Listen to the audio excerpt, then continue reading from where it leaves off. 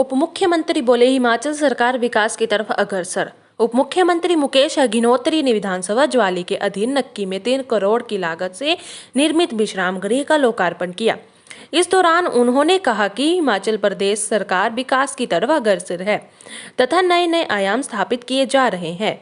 साथ ही उन्होंने कहा कि हिमाचल पथ परिवहन निगम में कर्मियों को ओवरटाइम के 100 करोड़ रुपए जल्द दिए जाएंगे। उन्होंने कहा कि प्रदेश सरकार ने चुनावों से पहले 10 गारंटियां दी थी, जिनमें से 5 गारंटियों को पूरा कर लिया गया है तथा चरणबद्ध तरीके से अन्य गारंटियों को भी पूरा किया जाएगा। उन्होंने कहा कि अब जनता की समस्याओं को घर द्वार सुनकर उनका हल किया जा रहा है। जनता कांग्रेस कार्यकाल से खुश है। ज्वाली से शिबू ठाकुर की रिपोर्ट। 2004 में पार्लियामेंट में चले गए, उस समय अधूरा छूट गया और 20 साल के बाद अब ये कंप्लीट हुआ, क्योंकि जब ये इस्तीफा मंत्री बने तो उसी समय से इस प्रॉपर्टी को आकार देना और इसे सुसज्जित करने का इनका मन था। तो इनके आदेश पे ये बन के तैयार हुआ है। डिपार्टमेंट ने 6 महीने के रिकॉर्ड टाइम में इसको तैयार किया है और मुझे लगता है कि ये इलाके के लोगों के लिए एक अच्छी प्रॉपर्टी है और उनके काम आएगी। सर, सहकारिता विभाग आपके पास है और खासकर लगभग सभी डिपो में, आधे से ज़्यादा डिपो में जो सेक्टर है वो ओवरएज काम कर रहे हैं और जिसका नौजवानों को मौका नहीं मिल रहा है, उस पर सरकार क्या करेगी सर?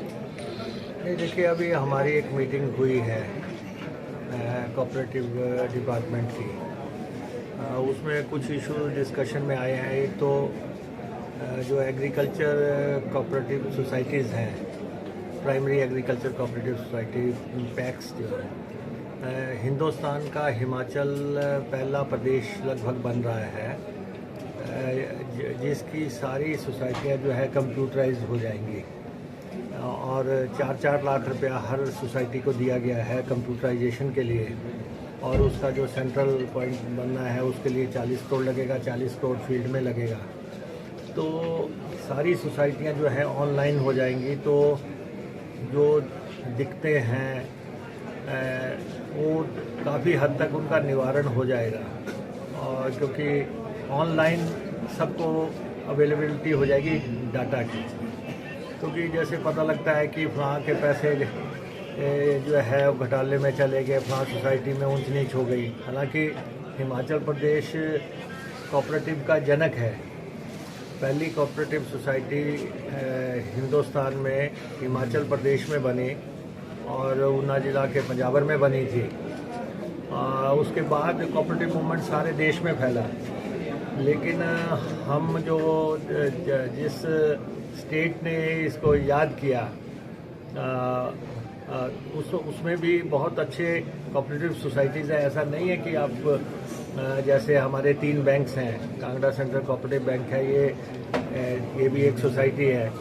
हमारा कोऑपरेटिव बैंक जो शिमला का है या जोगिंद्रा बैंक है, ऐसे कई बैंक है। ये सारे कोऑपरेटिव बैंक हैं और ये सोसाइटियों से इस आकार तक पहुँचे हैं। और फिर आपने देखा होगा ट्रांसपोर्ट की सोसाइटीज़ है और फिर इसके हमारे आलू की सोसाइटियां हैं और हमारे कुल्लू में भुट्टी भी एक बहुत अच्छी सोसाइटी है, या जैसे कुल्लू की टोपी और शाल मफलर, ये सब सारे जो ये सोसाइटी